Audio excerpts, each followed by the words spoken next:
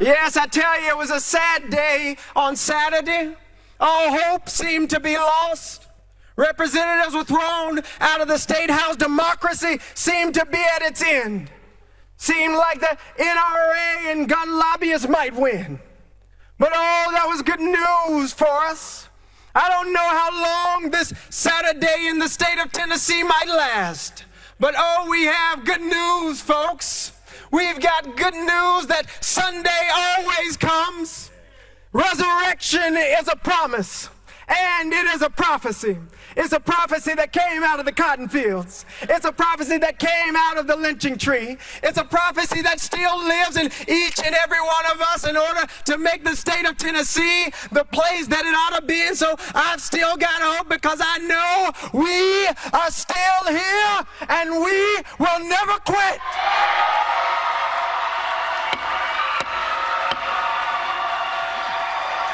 Out of order.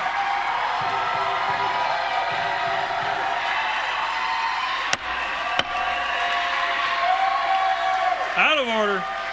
Whose house? Our house. Whose house? Our house. Whose house? Our house. Whose house? Our house. Whose house? Our house. Today, that's not just a chant. It's a testimony. They thought that that was their house. They thought that Thursday they could expel representatives. It's because of you that I'm back in there today. It's because of you showing up here and putting pressure on the council and on the legislature. But one thing I knew for sure is that when I walked in this building today, I was not going to be alone. Because when I went to that well with my colleague, Representative Pearson, and sister colleague, Representative Gloria Johnson, we did not go there as individuals. We went there as representatives of over 70,000 people each, demanding action to stop these weapons of war on our streets. We went there saying, do something, take action, no peace. And rather than respond to those thousands of young people and mothers and parents and grandparents and community members, the extremists in this building, led by Cameron Sexton, decided to try and flex their power. They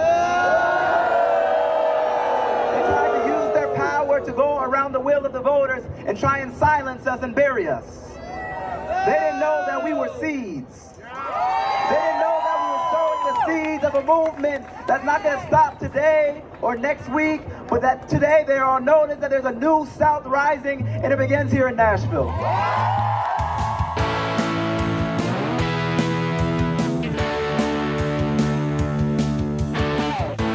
I'm Sarah Kensier, the author of the bestsellers The View from Flyover Country and Hiding in Plain Sight, and of the book They Knew, How a Culture of Conspiracy Keeps America Complacent. And I'm Andrea Chalupa, a journalist and filmmaker and the writer and producer of the journalistic thriller Mr. Jones, about Stalin's genocide famine in Ukraine, the film the Kremlin doesn't want you to see, so be sure to watch it. And this is Gaslit Nation, a podcast covering corruption in the United States and rising autocracy around the world. And we are doing a special live episode on the making of our new book, Dictatorship. It's easier than you think. That book, a graphic novel made with love, blood, sweat, and tears, and all of it, will be available to you mid-June of this year. But you can pre-order it now. Find the link to in the show notes of this week's episode, available as always on our Patreon page for this week's episode. And you can come to a live taping of Gaslit Nation and hear me and Sarah talk about what went into this book, why we think it's important, what we want to highlight in terms of the storytelling. And that live taping will be happening on May 18th at 6. Wait, that's not right. That's not right, man. That's not right at all. Hold on. What did we say? I have no idea. It was going to be... it was like May 24th, maybe?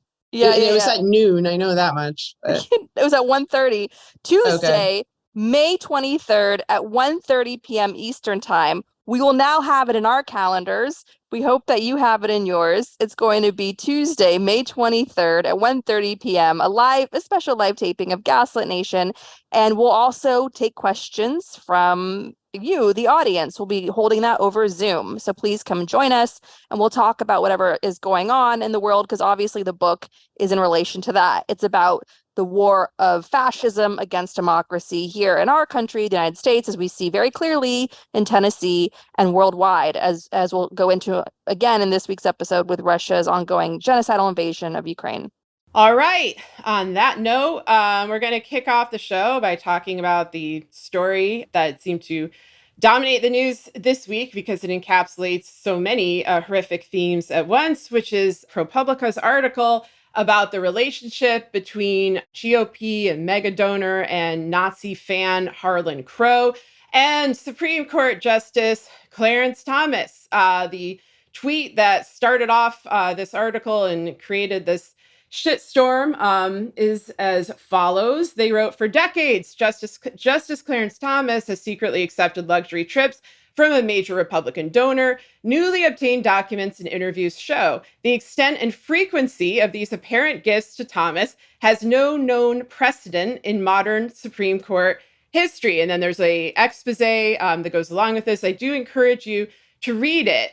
One thing that was interesting to me as somebody who has been digging into the criminality of the GOP and of American governmental institutions that are revered for baseless reasons is that this is not a new story at all, which ProPublica admits. You know, they have a link to a 2011 New York Times report on this same guy, Harlan Crow, and on the relationship with Thomas and the corruption and the bribery and the illegality of all of it. And then ProPublica did their own individual, unique, extra investigative reporting.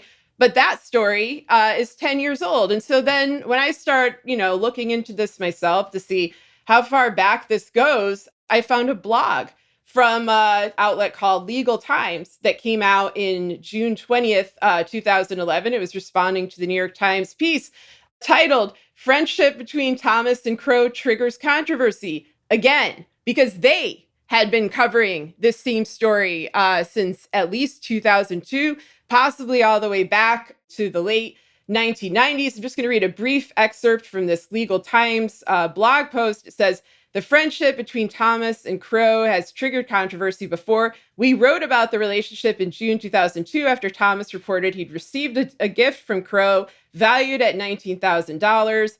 And then there's an excerpt from that 2002 article saying friendship leaves its footprints in unusual places. Case in point, the friendship of Justice Clarence Thomas and Dallas State real estate magnate Harlan Crow. The financial disclosure forms filed by Thomas last month reporting income, assets, and significant gifts received in the previous year listed a gift of a Frederick Douglass Bible valued at $19,000 from Harlan and Kathy Crow, described as personal friends. And then it goes on to that. There's some interesting little notes here saying Crow is a faithful donor to Republican candidates and causes, ranging from President George W. Bush to former New York City Mayor Rudolph Giuliani. And then it says, on his 1998 disclosure form, Thomas reported that Crow gave him a free plane ride to and from the Bohemian Grove, the exclusive California club. In 2001, Crow made his friendship clear in another way. Then it goes on to list, more donations, the same ones that the Times, along the lines of what the Times reported and what ProPublica has reported. Bohemian Grove, if you don't know about that, is basically a cult-like ritualistic it's an oligarch gathering. Circle jerk. Yes, it is an oligarch circle jerk that everyone tries to pretend is normal. They try to pretend there's, nothing going on here. It's kind of like acting like, Jeffrey Epstein brought you out to his island for like water skiing. I mean, this is just like a little quote from an article called "What Really Goes On in Bohemian Grove." And they're trying really hard in this article. This is from grunge.com to make it sound normal. This is just a couple sentences to quote. "Every annual meeting in Bohemian Grove has since 1880 kicked off with a ceremony called the cremation of care. It's easy to see how this could be mistaken for some sort of occult ritual, you think. According to Bohemian Grove and other retreats, the ceremony starts with a parade of men dressed in red hooded robes, some carrying torches, some carrying a wooden box with an effigy of a human body inside." So that is what your representatives, your tech giants, your CEOs, your celebrities. Like, that is what they're doing out there in Bohemian Grove. This has been covered by Spy Magazine, by, unfortunately, Alex Jones. The fact that Alex Jones has covered it, even though it was with video, has sort of discredited it. People think it's a conspiracy theory. It's a conspiracy fact. Anyway, that's not even the weirdest part of this whole thing. I just want to say something about this. The fact that this is not a news story. The LA Times, by the way, also reported on these illegal gifts back in 2004. And then once they reported on it, Thomas ceased disclosing any, donations from Harlan Crow entirely. But what this means is that all of this has been out there. And we know that Clarence Thomas is guilty of a lot of offenses, along with his wife, Ginny Thomas, the coup plotter. There has long been a movement to impeach Thomas, to remove him from the bench, because he's a wrecking ball. He's not working as a neutral arbiter of justice.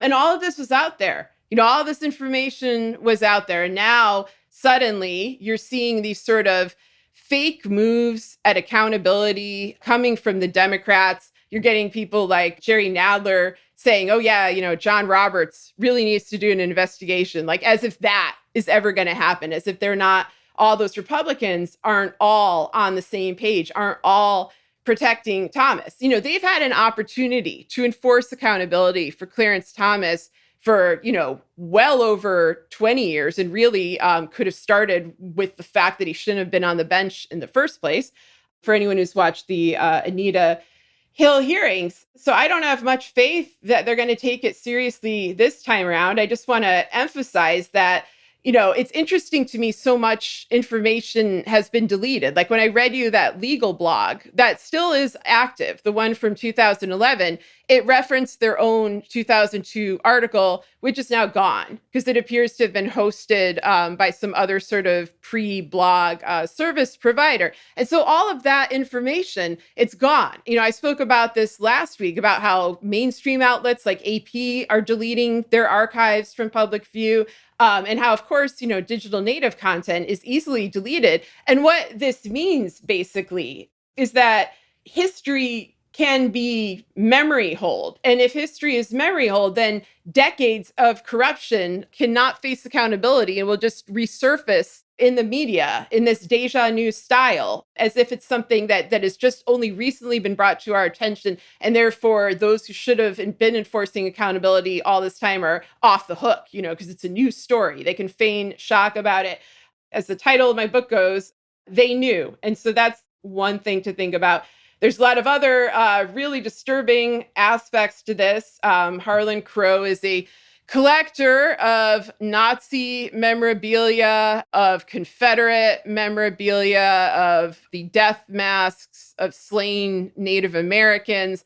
He claims that this is just purely historical interest. He has a garden of statues of ousted dictators. When I heard about the garden, I was like, I get that. That didn't actually offend me.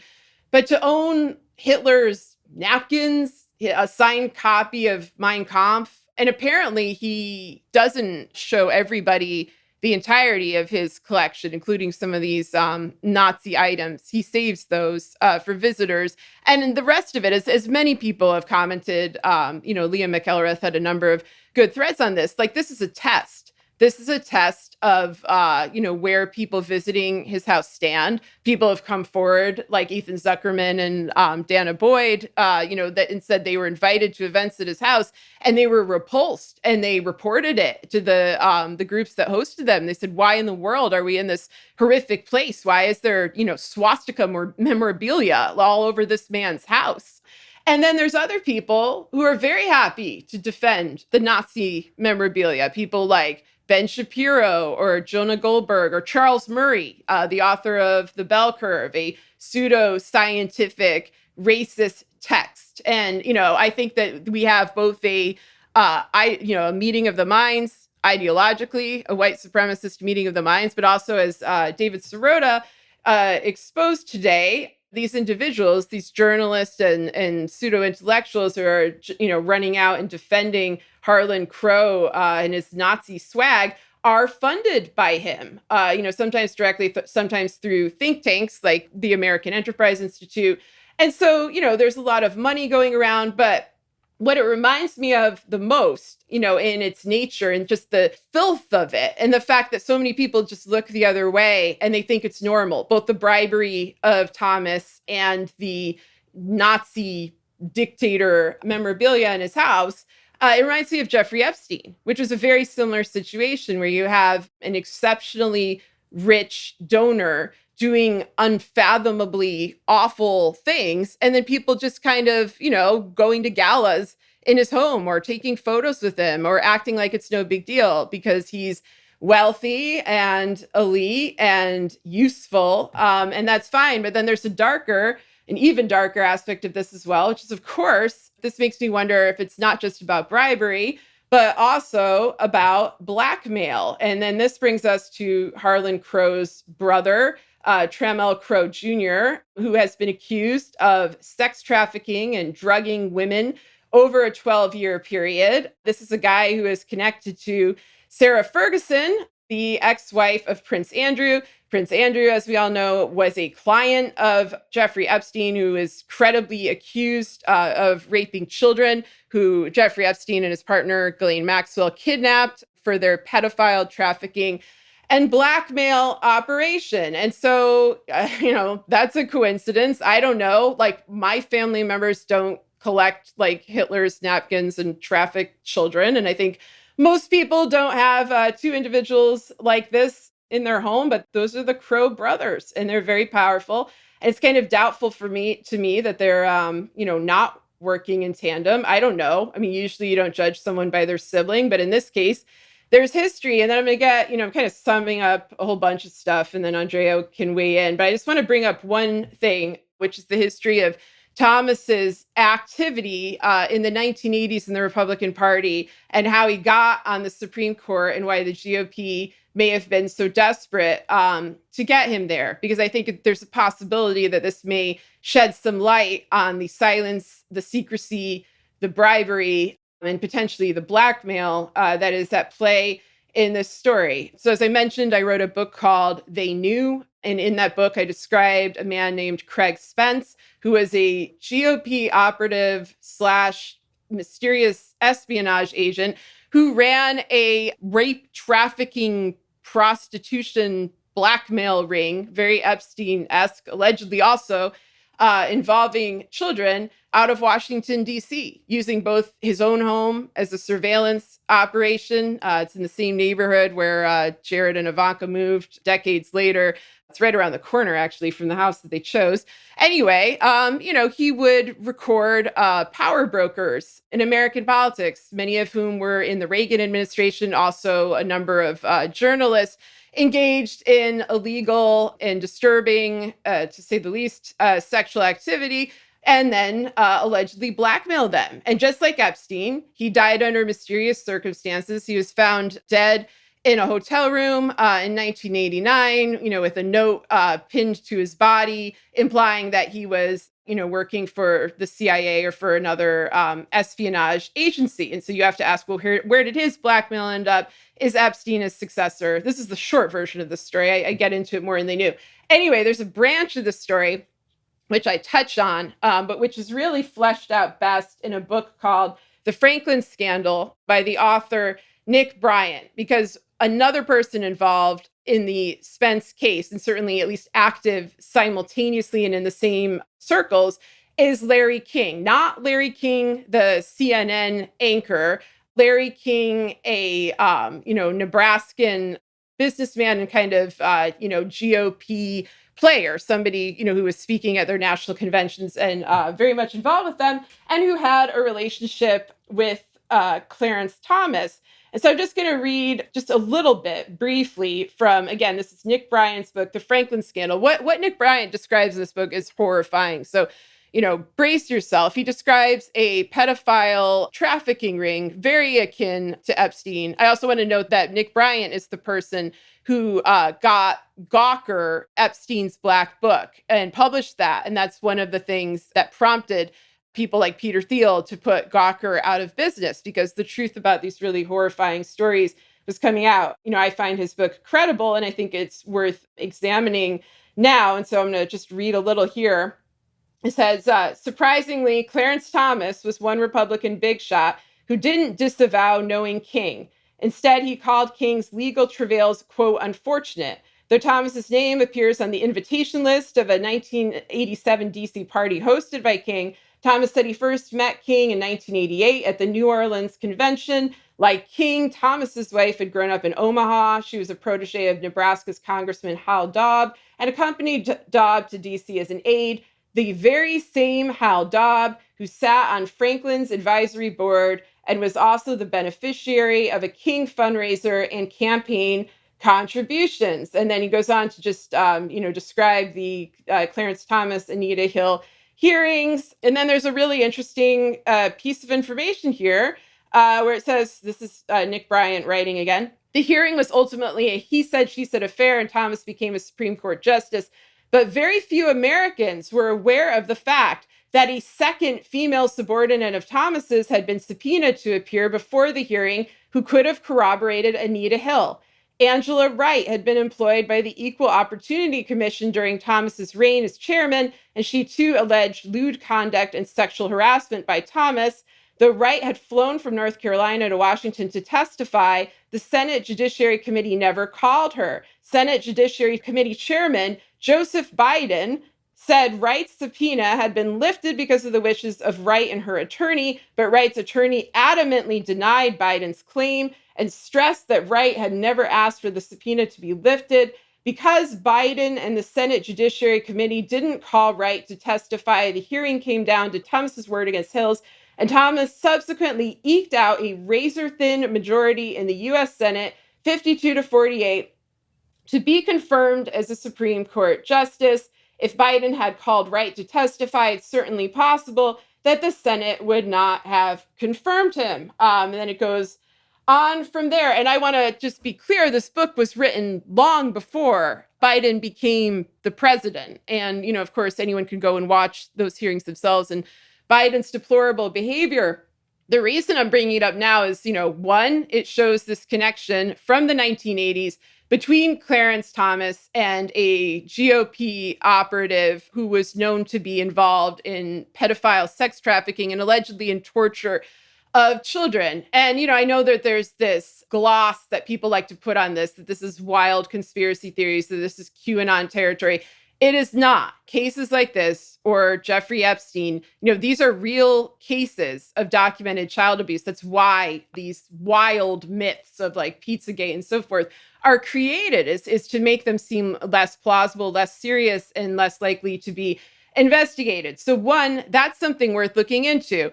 If the connection is deeper, then that's a way that Clarence Thomas could be easily controlled by the Republican Party beyond blackmail. It also means that Thomas knows things about what the Republican Party was doing. I mean, they were doing this out of the White House. They were leading prostitute tours of the White House on the 4th of July, and this is also homosexual prostitutes. So in the 1980s, although now we are regressing into the Reagan 80s, homophobia played an enormous role in the power of that sort of blackmail.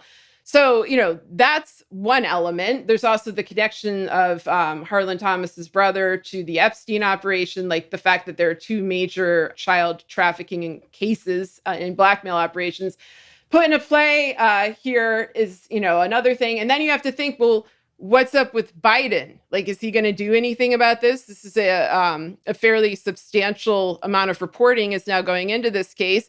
Biden seemed pretty eager to get Clarence Thomas on the Supreme Court, blocking testimony, grilling Anita Hill in a brutal fashion. He's very unlikely to do the right thing here. And then you also have the fact, it's the last thing I'm going to say on this, is that in addition to funding the Republicans, Harlan Crow has been funding the centrist Democratic leadership. In particular, he is a pal of Hakeem Jeffries, currently the House Minority Speaker and the assumed successor of Nancy Pelosi, who was just honored by Harlan Crow last month or 2 months ago in February on Valentine's Day. This is not all that surprising since Jeffries himself has, been up to horrific activity for years, like paraphrasing George Wallace in an approving way in order to defend war crimes committed by Israel during the month in July 2014 when they were massacring Palestinian children. Like, this is a whole bunch of really awful people working together with layers of secrecy, with piles of money, and with an utter lack of accountability and justice. And all of this needs to be fleshed out and brought into the light. The reason that we're still dealing with these problems decades after they were first exposed in mainstream publications as well as on legal blogs is because our officials refuse to act. This is not a case of journalism failing us. It's our officials failing us. And so far, it seems like they're going to fail us again. And there are real victims here, ranging from the captives that they're using in their trafficking operations to anybody who is targeted by the resurgent white supremacist militia movements. And this is just like the swanky, elite side of that, to anyone who needs the Supreme Court to actually be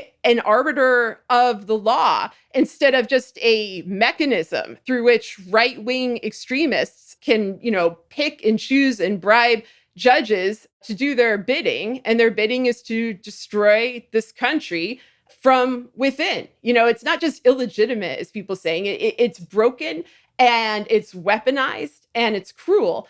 And so all of this just needs to come out. And the biggest mistake would be to not keep following up on what ProPublica revealed. Everybody needs to keep digging, keep pushing, follow the money, and follow the networks above all. Any thoughts on that? Well. I want to say that we started the planning of this episode with Sarah saying, I'm just going to wing it. That last 30 minutes or so, however long that was, that lecture into Nazi glorification and the real life victims that are part of the networks of people who glorify Nazis, like Harlan Crow and his brother. That was Sarah Kendzior winging it. I had some materials. I had some stuff planned, but yeah. But so this story is horrific. I mean, Nazi policies mean Nazi glorification. We see the Nazi policies all across these so-called red states, hostage states. You see in Ron DeSantis's Florida, Nazis projecting swastikas on the sides of buildings. Wherever Nazi policies are that endanger the lives of women historically being on the front lines of resistance movements, endanger the lives of LGBTQ people who, again, their existence is an affront to the white male patriarchy that dehumanizes anybody who's not white male and a certain type of Christianity. That's what the Nazis stood for. The Nazis stood for what this fascist Republican Party stands for today. And the Nazi women among them were awarded the right to be bred like farm animals, to produce lots of Nazi babies. And it's that same sort of obsession that these Nazis have with sort of controlling bodies, controlling reproductive rights, and so on. So wherever you see Nazi policies, you see Nazi glorification. So that's no surprise here. And as Ruth Ben-Ghiat has said in her book Strongmen, dictators collect bodies. They want to own you physically. And Clarence Thomas is owned. He's physically owned. He's a kept trophy by Harlan Crow. Harlan Crow gets to flaunt around that he has a black man in his service, a tool in service of white supremacy. That's a head mounted on the wall for someone like Harlan Crow. Harlan Crow, master collector of dictator kitsch, counts Clarence Thomas, black man on the Supreme Court who replaced, was it Thurgood Marshall that he replaced? Not sure if he directly replaced, he definitely was intended to be the successor. Right. It was, which is also an affront, part of the whole white male supremacy power system, polluting, poisoning our country and therefore the world. But yeah, Clarence Thomas is an item. Yeah, he did. We're right. This is how the sausage gets made. It's authentic. Yes. It's real. We're two friends trying to help each other through a time of fighting actual Nazis, which brings us to the political lynching in Tennessee. Obviously, you had a horrific mass shooting in a school, 6 people killed, including 3 children, and that then became eclipsed by a blatant political lynching in the state that founded the KKK. The KKK being founded as white rage backlash to the Civil War. The South likes to politely call it the war between the states because otherwise, they try to mask the fact that they're traitors. I kid you not. Ask anyone from the South what the Civil War is called, and they'll say, it's the war between the states. No, it's when you bunch of traitors wanted to continue to own bodies, black bodies, and carry on the Holocaust of slavery. So you try to give it the gaslighting polite name of the war between the states, like siblings fighting on the couch over who gets to control the remote. No, you were a bunch of traitors. You committed a massive act of treason against our country, and you chose genocide. You chose enriching yourself through this terrorist system at the expense of innocent lives and separating families instead of reform, instead of abolition, right? So all those traitors in the South are carrying out their white rage. To this day, Trump was an act. Trump coming to power with the Kremlin's help in 2016 was an act of white rage, and so on. White rage is alive and well. It's still among us. As we'll keep pointing out in the show, the Nazis themselves were inspired by it. They went to the Jim Crow South and learned all about how the law can be used, what is known as critical race theory, which they don't want you to learn about today for a very good reason, because the Nazis were inspired by the Jim Crow South and how those laws were used to oppress people, to dehumanize people, to politically, legally, in so many ways, enslave people, right? Enslave them mentally and convince them that they had no power and therefore they were less than human, right? And the Nazis were inspired by that. And the reason why they toss the word critical race theory around is because they don't want you to learn about that. But that's what happened then, and it's continuing to happen now, as we're seeing in Tennessee. What happened in Tennessee was this new generation that's coming up, and their allies in the older generation have had enough. They've had enough of mass death because, again, the NRA, this mass death that we're stuck under by these fascist movements, the gun violence, it's all deliberate, as we've talked about many times on the show. Why are having these weapons of war out on the streets, easy to get, being increasingly extremist on even super simple, basic gun laws, gun safety laws, just trying to be as extreme as possible? Why is that beneficial to fascist movements? Because what you're doing by allowing these mass shootings to happen is that you're normalizing mass death. They're not just profiting from this directly with their NRA lobby money. They're also getting the benefit of normalizing mass death. And if you normalize mass death, you're empowering corporations to profit off of people however they like. Right? You may have missed back at the end of March, there was a Republican appointed judge, I believe is George W. Bush appointed this judge, who rolled back some major provisions of Obamacare, where he struck down insurance companies paying for preventive medicine, including for pregnant women. Right? Preventive medicine is the best medicine. It protects everyone. It can help you boost longevity. It can ensure that you catch cancer sooner, you prevent cancers. It gets pregnant women in a country with horrific rates of pregnant women dying, especially non-white pregnant women dying, compared to other industrialized democracies.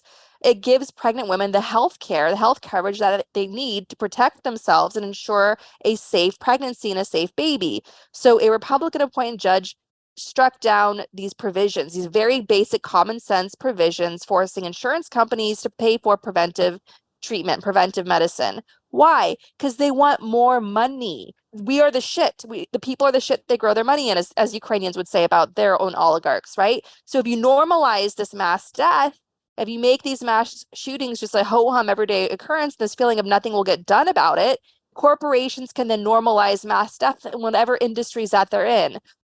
Creating a cancer cluster over in Ohio because railroad giants don't want to pay a bit more in safety measures and so on and so on. So you see where this is going, and you see why the giant corporations, the business elite, had no problem in using fascists as a bludgeoning tool to break down democracy and push back repeals and push back taxes to further enrich themselves, just like Harlan Crow's no problem using a black man, Clarence Thomas, for that same effect. So back in Tennessee, the younger generation, Gen Z, coming up, they see all this, obviously. They want to live in a country, the United States, the richest country in the world, that is experiencing a decline in life expectancy, which is a major humiliation to every single politician, left, right, and center across this country, and every single business leader, every single CEO across this country, because you are all the ones driving this with your policies and your lack of not doing enough to fight tooth and nail to reverse all this. Those Gen Z kids, they want to live. They want to live. They're fighting for life. They are the pro-life party. And they're going in and they're organizing and they're protesting and they're demanding basic common sense gun safety laws, basic common sense in the state of Tennessee. And as a result, as we saw, 3 public servants, the Tennessee 3, were put up for political lynching. Surprise, surprise, the 2 young black men were stripped of their rights. They were elected to office, and the white men and women of the Tennessee Assembly, the Tennessee Governing House, the Tennessee government stripped them of their rights and stripped around 200,000 people in Tennessee their representation. Since then, one of those young men got his rights back. The other one will likely too. And what it did was it shone a huge spotlight on this movement growing out of Tennessee, and also the crimes and the corruption by the shameless white men, the KKK in the Tennessee government, who dared to carry out a political lynching. It showed how they were committing acts of fraud and corruption, that they were lying about their address, skimming money off the top, and so on. So they're now under a spotlight. And we'll link to all this in the show notes so you can get the dirt. Because whoever plays dirty is dirty. Whoever slings mud is covered in mud, okay? So when they stand up and do something like this, that's an invitation to go, ooh, what are you trying to hide? Because they're always trying to hide something. And now the string on the sweater is being pulled, and it's just the beginning of uncovering how deeply corrupt those white men and women are in the Tennessee government who dared to hold this political lynching. Yeah, I just want to add one thing here, which is that it also shows the importance of local news, because in the midst of this, it was a Nashville-based local TV network, News Channel 5. They did a long expose about how this Tennessee Republican body has been introducing legislation and not notifying the public, denying roll call on bills, killing bills for no reason. Basically, that the people of Tennessee have had no representation, no real representation. And this, of course, doesn't come to a shock to anyone who lives in a similar state. Like, I live in Missouri, and I've talked multiple times about how we do go out and we vote for progressive ballot initiatives. You know, we protest, we petition, we do all those things. They don't give a shit. They truly do not give a shit. And they don't give a shit most of the time if they get caught. And what's interesting to me is that you're seeing a national blowback in all of these gerrymandered purple hostage states. You know, you see it in Wisconsin with the results of their election. A lot of this is the pushback against the repeal of Roe versus Wade. You see it in Michigan, also protecting abortion rights, like a very engaged citizenry, not just young people, but everyone. And yet, you know, these are exactly the people who liberals from the coasts often write off and even tell us that we deserve it. You know, it's like the old, you know, you're asking for it kind of logic. And then when we explain over and over and over again how voter suppression works, how gerrymandering works, et cetera, or we still get, you should just move, or you should die. And like, I'm sorry, like, this is so obvious to me. Like, this is so obviously a ploy. It's the same ploy as the Republicans, where they want to split this country up into parts. And the very existence of people like Justin Jones and Justin Pearson and, and Gloria Johnson, and of all those protesters in Tennessee, or of all the voters in Wisconsin, all of these progressive-minded, anti-GOP extremism people who make up the bulks of these states were enormously inconvenient. And so they want us all to move out so that it is easier for Republicans to gain full control without any kind of pushback or any kind of transparency. Josh Hawley has admitted that this is the plan. And so anytime you're yammering at somebody in a quote unquote red state, aka a gerrymandered hostage state, that this is all their fault and they're not voting hard enough and, all this bullshit. That's whose plans you're fulfilling. That's who you are helping, and you are absolutely abandoning all of the victims of these governments, which often are people of color, the Black South, people in Native American reservations, or poor people, or everybody who has been suffering under GOP state governance without any real representation for decades. Yeah, and it's a reminder that in every single state, like Howard Dean was correct with his 50-state strategy that brought Obama to power in 2008. You leave nobody behind and you build movements in all these states. And that's what Jones and Pearson are going to do in Tennessee with this younger generation that's coming up of leaders. And that brings us, of course, to Wisconsin, because I think, as we're always saying on this show, it's important to highlight grassroots power is the most reliable power we have left. We have on our action guide on gaslitnationpod.com saying, hey, join a community. Here's where to look up all sorts of communities near you. Find one, join one, strengthen that community. And you can join a group like moveon.org. I remember back in the day, Ben Wickler, who is the state director for the Democratic Party of Wisconsin, his home state, who organized, who led, drove that victory of ensuring that a Democrat won a seat on Wisconsin's Supreme Court, which is going to now confront extreme gerrymandering in that state and be able to undo some of the Republican gerrymandering in Wisconsin and win back 2 important seats in that state for Democrats, which is a huge, huge, huge deal. And I remember when Ben Wickler was an organizer with moveon.org, he would organize these big protests. He'd be standing on a box, or he'd be out there with a bullhorn. He'd be surrounded by a big crowd of other activists. He was a grassroots organizer through and through. And he rolled up his sleeves and he moved back home to Wisconsin and he ran for the state party, and he took control of the state party, and he's been leading the state party to victory, and he's showing what a successful state party looks like. He's inclusive, he does the damn work, he knocks on doors, he's constantly building, and he brings everyone together. He's a coalition leader, he's a coalition builder. And I bring that up to say, like, marches matter, grassroots events matter, showing up to a protest matters. That's where Ben Wickler, the guy that is going to save Wisconsin and the Electoral College in 2024, and therefore save the White House, and therefore keep the fascists out of the White House, that will be protecting the world.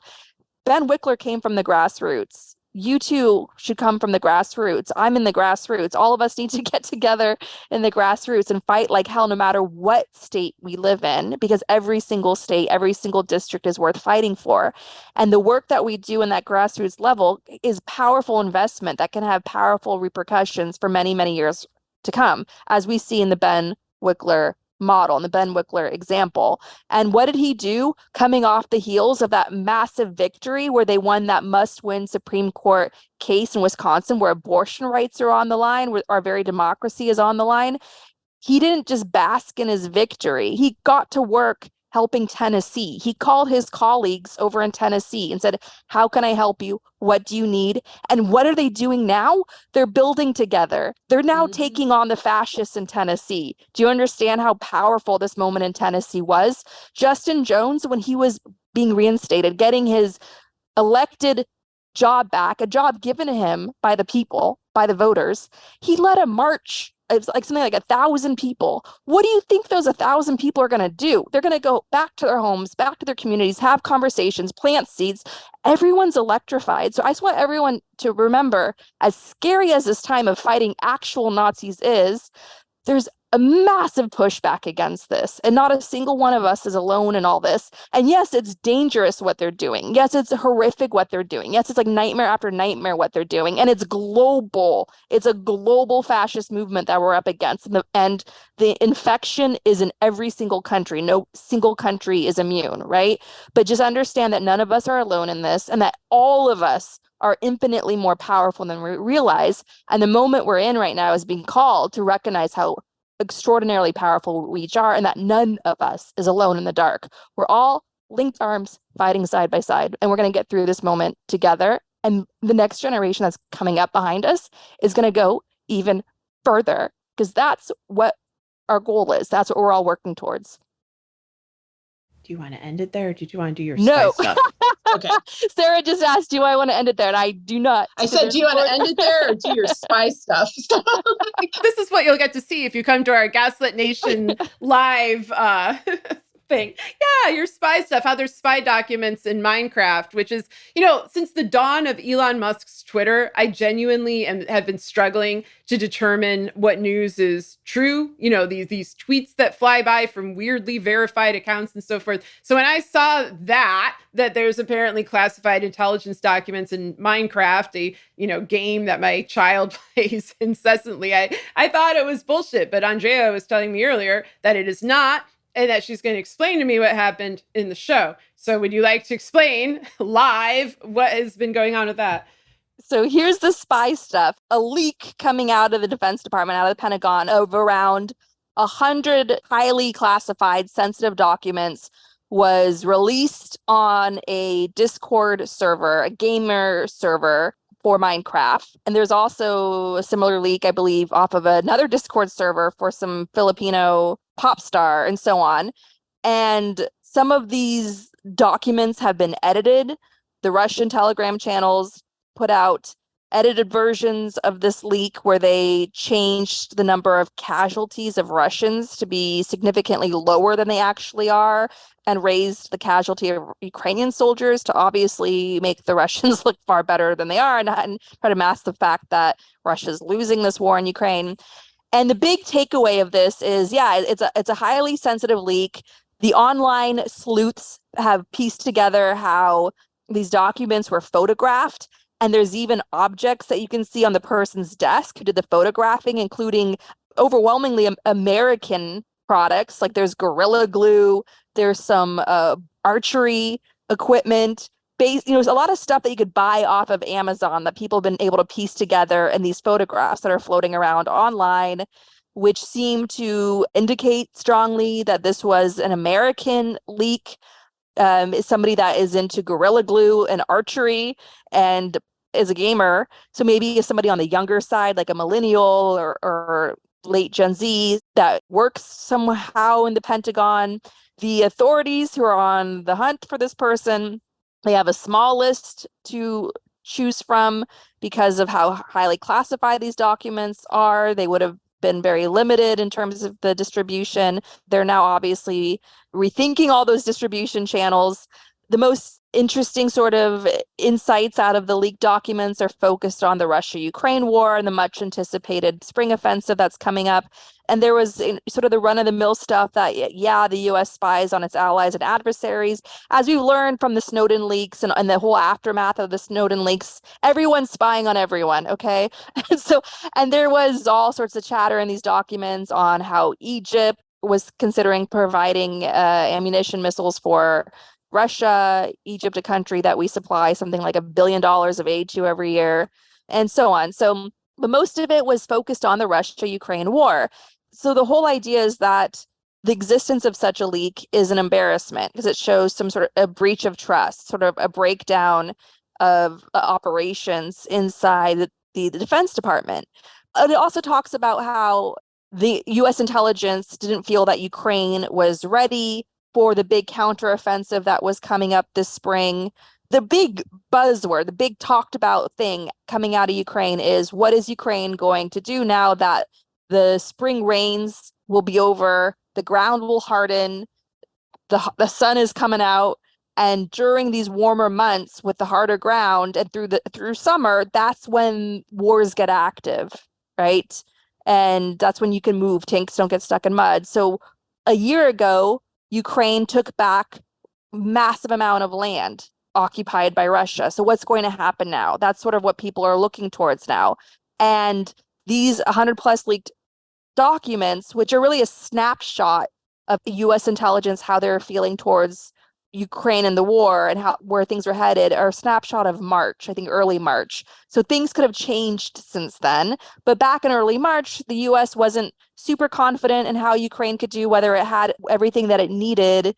And so that alone being leaked out there could be a way to demoralize the Ukrainian side and so on. But I want to remind everyone that Ukrainians are pretty much, I don't want to say immune from demoralization, because they're pretty much used to being on their own anyway, historically. And if you ask any of them over there, they're pretty shocked by the amount of attention and support that they've gotten from the world so far. So it's very hard to demoralize the Ukrainian when they're very driven by freedom as a religion. If you go to Kiev, there has been for many years, I'm sure it's still up there today, a giant billboard banner that says freedom is our religion. So they're very internally motivated to live free. They don't care about anyone's opinion on that.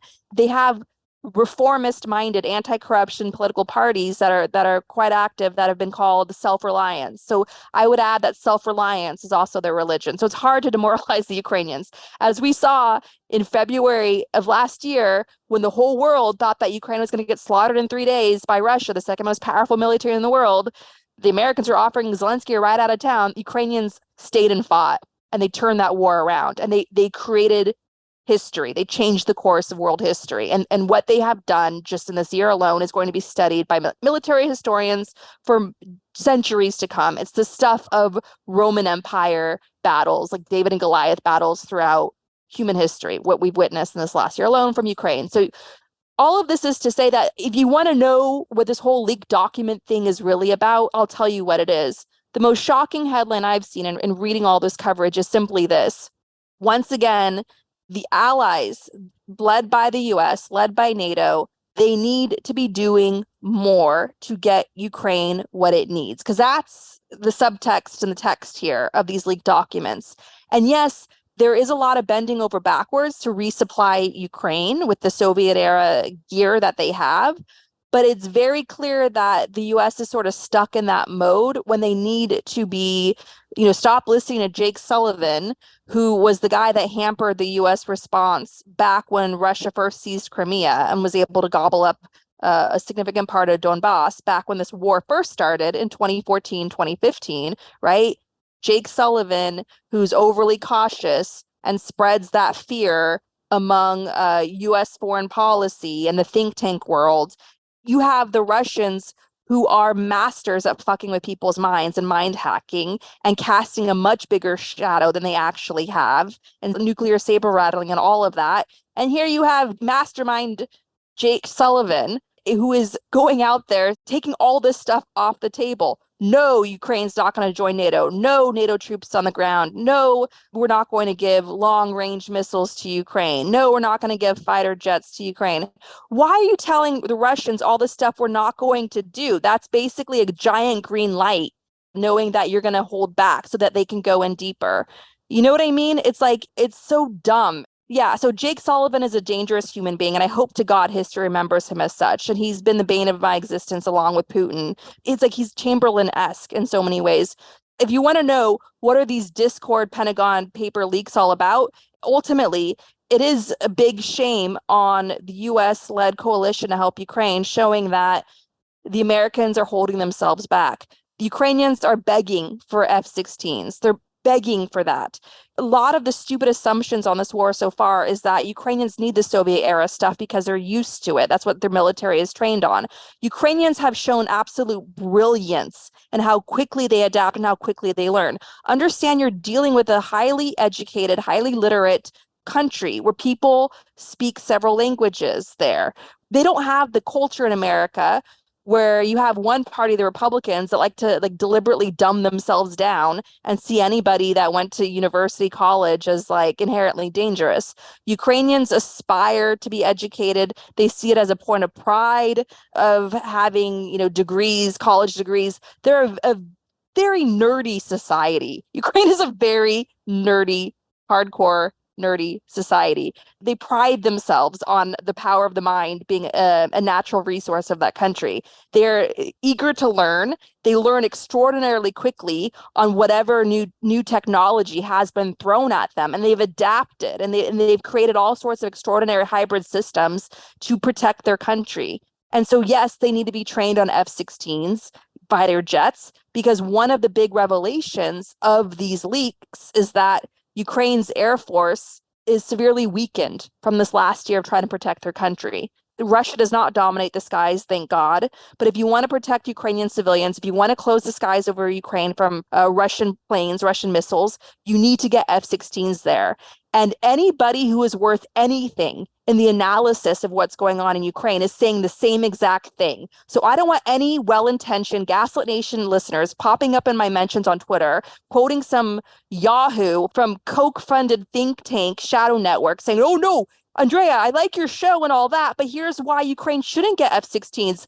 My buddy Joe down at the bar read this thing. No, all the people that know what time it is in Kiev say that Ukraine needs F-16s months ago. This needs to already happen. So if you want to know what this big leak is coming out of the Pentagon, it's a giant red letter, well-deserved, on Jake Sullivan's forehead, showing that the U.S. is simply dragging its feet and giving Putin a green light still, after all this time of genocide, after all these reports of thousands of kidnapped children sent into Russia. God knows what is being done to those children in a country where sex trafficking, pedophilia, human trafficking, where Epstein's network is a well-known documented nightmare, and you have thousands of Ukrainian kids kidnapped into that hell, that circle of hell.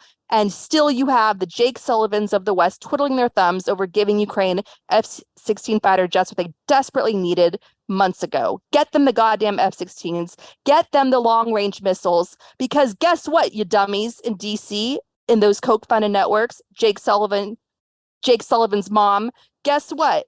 If you have these long-range missiles, guess what they can do? They could bomb the storehouses where Russia's munition is being kept. And that can really strain the logistical lines and really disturb the anthills of Russia's operations of sending soldiers in, of sending missiles in, okay? So the longer the range missiles, the more you could bomb the factories holding, making these things, making the ammunition for the Russians, storing these missiles, right? You disrupt the logistics of the Russian fascist orcs, you're going to weaken the Russian military, and you're going to save civilian lives. So I'm going to say for the 50th time this episode, you want to know what this massive leak is that some hysterical men on Twitter are comparing to the Snowden leaks. It's not. It is a major leak. It is a big leak. Whoever pulled this off so far, pretty impressive, right? But don't get lost in the noise of it. All you need to know, the big takeaway of what was revealed in this leak, is that the idiots in DC are still dragging their feet and haven't decided yet whether they want to help Ukraine win this war. And Ukrainians have been begging them for F-16s and long-range missiles, and the Jake Sullivans of the world are holding Ukraine back from survival, holding Ukraine back from victory, just like they did back in 2014 and 2015 when they blatantly followed a policy of appeasement of Putin and allowed Putin to ice skate around the world like some legitimate president and hold summits with him and so on, okay? That has not fundamentally changed. So if you want Ukraine to win this war, put pressure on Biden, put pressure on the Republicans, because there are good Republicans that understand what's at stake here. They're not all fascists when it comes to Russia and Ukraine, but put pressure on them and say, get Ukraine the F-16s, get Ukraine the long-range missiles, get Ukraine what it needs to win this war. For this war to end, there needs to be a winner and there needs to be a loser. There is no draw. If you have a draw, that means Russia gets to buy time and rebuild and regroup and start again. All right. Russia, as we've seen, is drowning in fascism. Even if Putin goes tomorrow, some other fascist mini-me will replace him. Right. All the sharks are already circling Putin for that to happen. For this war to end, there needs to be a winner and there needs to be a loser. And so Jake Sullivan and the rest of the DC establishment needs to decide, do they want to win this war or not? Well, that's what these big leaked papers are all about.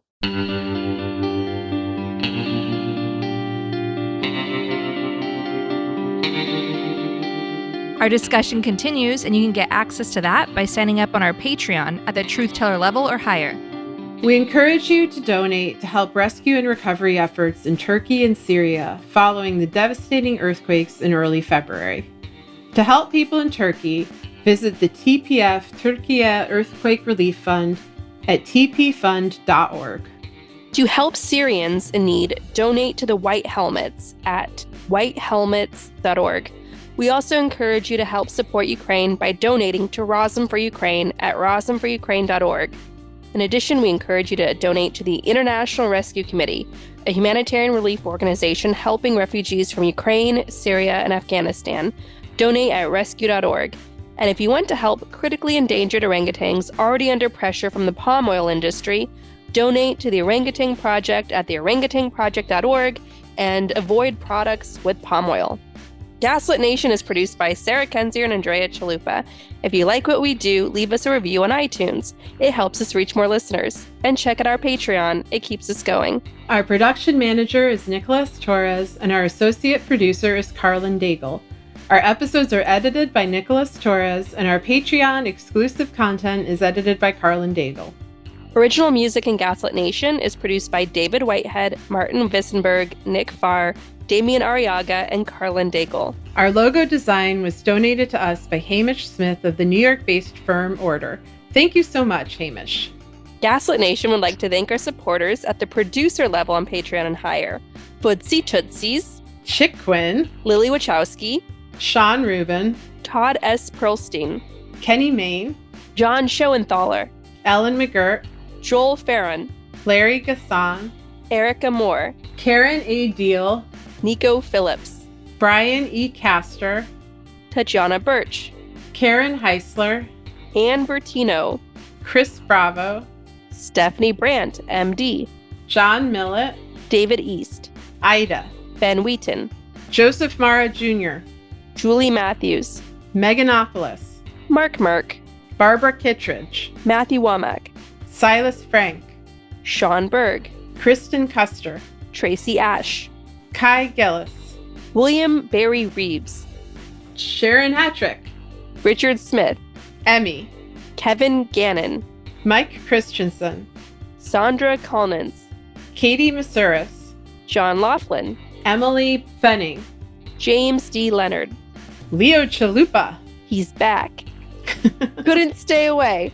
Carol Golstad, Jason Benke, Marcus J. Trent, Joe Darcy, Ann Marshall, Jeremy Lewis, Joel Newman, Trigve, D.L. Singfield, Matt Perez, Nicole Spear, Brian Tajuden, Abby Road, Jens Eilstrup Rasmussen, Z.W., Kathy Kavanaugh, Sarah Gray, Diana Gallagher, Jennifer Ann Luter, John Ripley, Ethan Mann, Leah Campbell, Lynn Schneider, Jared Lombardo.